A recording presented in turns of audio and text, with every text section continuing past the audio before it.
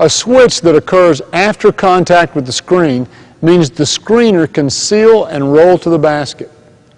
But another counter is to rescreen with a flare screen and see if the defense can handle 2 consecutive switches without leaving the slip screen open. If the switch is called early, before you get to the read spot, the screener is responsible to slip the screen toward the goal.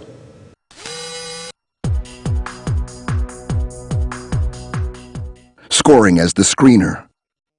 I've lost count of the number of times I've told a player to set a screen for his teammate only to watch him set the screen on the air between his teammate and his defender. On the other end of the scale, I've never had a problem teaching my players who play football in the off-season to set a screen. I simply say, headhunt your teammate's defender, and someone from the other team gets knocked into the cheap seats and we're getting called for a flagrant foul. Somewhere in between is a happy medium. So, to make it clear, you are not setting the screen on your own teammate and you're not setting the screen in an area. You're setting a screen on your teammate's defender. Your success at setting any screen away from the ball depends a lot on your angle. As I said earlier, set your screen with your back to where you want the cutter to go. This will ensure that you take the proper angle and will help your teammate know where to go. If your defender must help, then you know you've set a good screen. And if the defense must help, then you have the advantage. Good players never simply set a screen. They set a screen, read, and move. Once you've set your screen and the cutter gets to the read spot, you must watch your cutting teammate over your shoulder in order to determine where he goes. Now, instead of going through every possible option of the cutter from every possible type of screen again, I'm going to simplify your options as a screener with the following 3 principles. 3 principles for scoring as the screener. Break opposite of your cutter.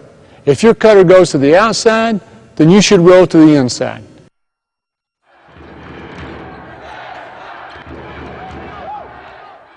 If your cutter breaks inside toward the goal, then you should pop to the outside.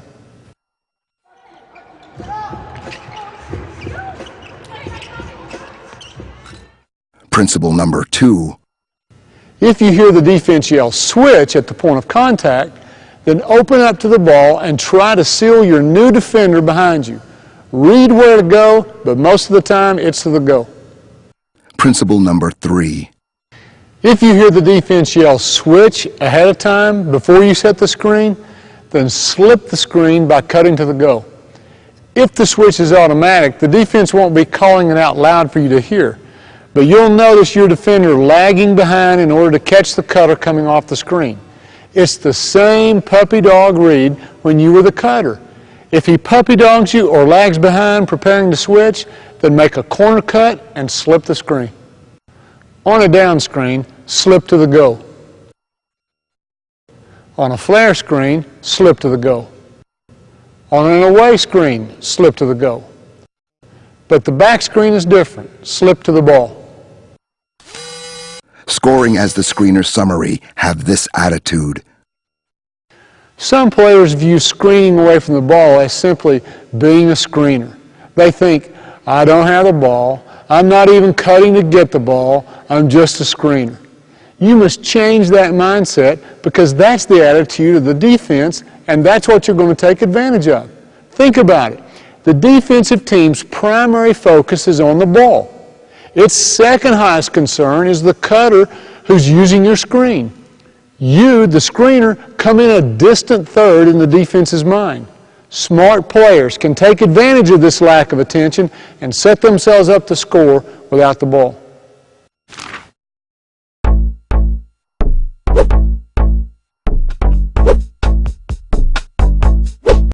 I want to conclude this video with a comment to those players who have worked hard at mastering the fundamental skills of shooting, dribbling, passing, defense, and playing one-on-one, and yet still have trouble putting up the points you think you're capable of. That can be disheartening, I know from personal experience. But I've got good news. In real games, you don't have to beat every defender one-on-one the traditional way. You can just beat your defender at a certain place and at a certain time without the ball. And if you do it well, you can use your one-on-one skills against a recovering, out-of-position defender. But what if you're already the top scorer on your team? Well, everyone, regardless of how skilled they are with the ball, will eventually run into the great defender who can shut them down on one particular night. Now, just because this great defender can stop you when you have the ball does not necessarily mean he or she can guard you without the ball. How good are they at defending the give and go?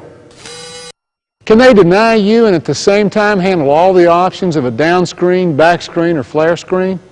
When you set a screen on the ball, can they help their teammate without leaving you open? Yeah, they're good at defending you once you have the ball, but what's their skill level when it comes to guarding you without the ball? Mastering the techniques on this video will make a good player great and a great player unstoppable. And since so few players have any skills without the ball, mastering this part of the game automatically puts you in an elite class and makes you a valuable commodity to your team. Good luck from everyone at Better Basketball.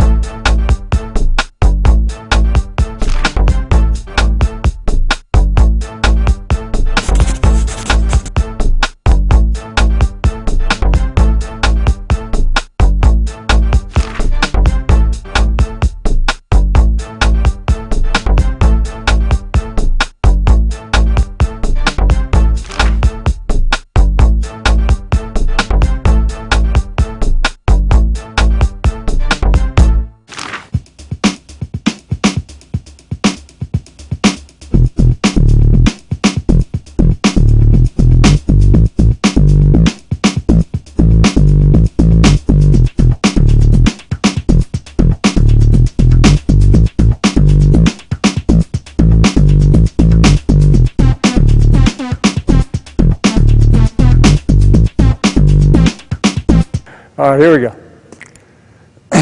If the defender puts his arm under yours, you can use the armpit clamp and accomplish the same thing. I'm sorry.